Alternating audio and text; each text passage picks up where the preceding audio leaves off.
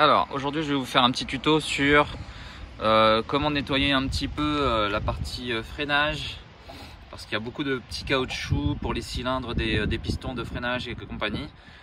Donc comment nettoyer ces choses là quand on est sur la route et qu'on est dans un pays où il y a pas mal de sel. Donc moi là je suis en Norvège, il y a du sel de partout, la voiture commence à être complètement crade et compagnie, on voit même les restes de sel et de saleté. Donc il y a la même chose qui va au niveau des transmissions et compagnie. Donc c'est bien de pouvoir ne serait-ce que d'entretenir un petit peu sa voiture lorsqu'on est sur des routes et qu'on a vraiment pas de Karcher, parce qu'en Norvège il n'y a pas de Karcher, c'est assez impressionnant. Ils n'ont pas cette habitude, ou soit c'est peut-être dans les grandes villes qu'il faut que j'aille, mais il n'y a pas moyen de laver simplement sa bagnole, quoi. Donc je vais vous montrer un petit peu à base de bouteilles d'eau qu'on va utiliser un peu comme des pistolets à eau, comment laver ces disques de frein, enfin ces disques et toute la partie étrier et tout ce qui va avec, hein.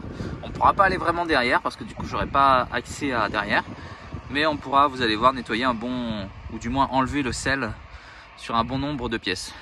Allez, on se rapproche. Alors au niveau de tout ce qui est disque de freinage, la voiture doit être stationnée à au moins 20 minutes pour que les disques ne prennent pas un choc thermique. Et donc